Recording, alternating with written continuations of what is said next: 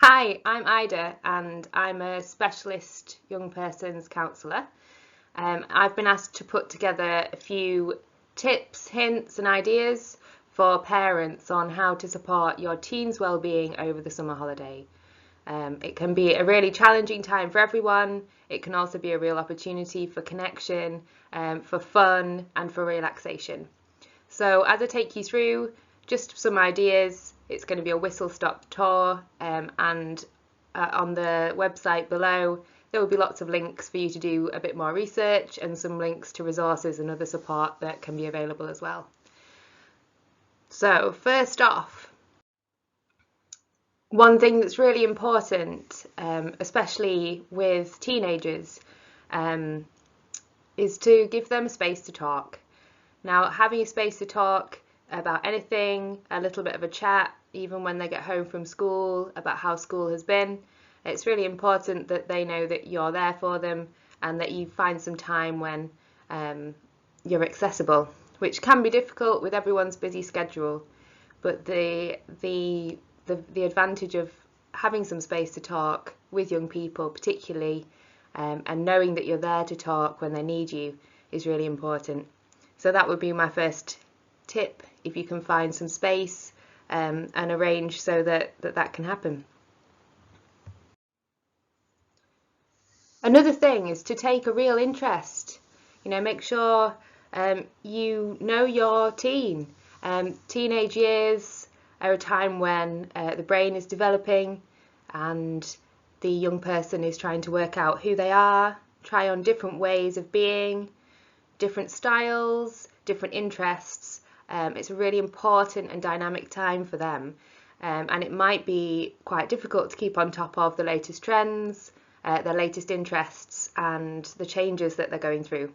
So taking a real interest in what they're interested in, trying to find out a bit more about them, and yeah, just make sure that you're curious, and that will go a long way to helping them to feel listened to and seen as they are trying to work out where they fit in with everything around them, which is exciting but also challenging as well. So that will really help. Social activities, peer relationships in adolescence are really important. So if you can encourage and facilitate them to meet up with friends, make new friends, do activities, especially anything that gets them doing something different, moving their bodies, being healthy, all of those things go together to make socialising and new activities and hobbies a really good thing for well-being and mental health. So as much of that you can support over the holiday would go a long way. And family time. Family time is really important. A lot of the time it can feel that teenagers have their own interests. They just want to be in the bedroom, on TikTok, YouTube, chatting to their friends, and all that stuff's really important, but it is important that they have some family time.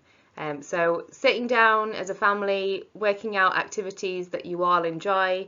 Sometimes some compromises might need to be made if you've got a big family, but those activities where you're all together, particularly with extended family, also contribute to the sense of a young person being part and belonging to part of the family, and giving them those positive relationships and connections is really important too. And hopefully you'll all have fun in the process. So respecting boundaries. So we often think of teenagers respecting our boundaries, but just to kind of flip the switch a little bit, is that we also need to respect their boundaries. And a time of adolescence is a time of real change, a need for privacy. There can be a lot of shame around some of the changes that are going on with young people, and a lot of the time they do need their time on their own and to figure things out for themselves and be independent. So to understand where your young teenagers' boundaries are, when they need some time alone, we can all get on top of each other, and often there is that time we all need on our own. just making sure that you are respecting their boundaries, as well as them respecting yours, and that they have some privacy, and you know what they would like is respected by you as well, and taken into consideration when you make decisions about time spent alone and together. Another thing that is important is a lot of the time we do have conflict, and it's not something we can avoid.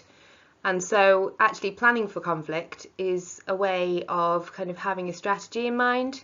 Often we can get into patterns with those close to us where people trigger each other, and there's a lot of reactive experience where people are arguing and getting into cycles of conflict, ending up saying things we don't mean in the heat of the moment. And one way of navigating this and managing this is to have a plan. For example, if you would sit down when you have calmed down after an argument and kind of go through and try and work out what everyone was feeling and why people reacted and said what they did, and perhaps what you each need from each other when you feel that way, when you've been triggered and you're angry or frustrated at something, that actually sitting down and putting a plan together can be helpful. Some things that young people and adults can benefit from is some time and some space when conflicts have arisen. And so going for a walk or agreeing that you can have a time out after an argument or during an argument can really help when things get very heated. And also with teenagers, sometimes some communication is easier via text message, and perhaps you could have a plan for having a bit of cool off time, and then maybe explaining some things out of the heat of the moment, which may be a new conversation later face to face, or it might be that you actually have written something down or send a message that can actually help to kind of reduce the pressure and the heatedness of that. So just some ideas there, but definitely planning for conflict, because we all know it's going to happen. Saying sorry.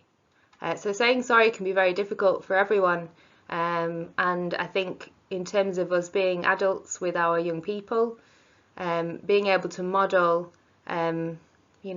admitting when we make mistakes in interactions, maybe when we've said something we didn't mean, or we've upset somebody else, we've upset our child, our young person, and modelling, the process of reconciliation, of saying sorry, comforting, and repairing that.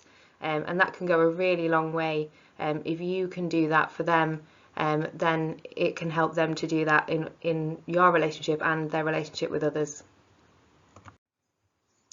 And last but not least, you need to look after yourselves. So as parents, you have a lot of pressure, a lot of stress yourselves, not least from looking after your children and young people. And so for you to look after yourself is really important, whether that's you make sure that you've got the support network you need from your family and friends, or seeking professional support if needed, and you taking care of yourself as well. And by modelling that can help your child, your teen, to be able to do that for themselves too. I hope these have been helpful tips, and good luck.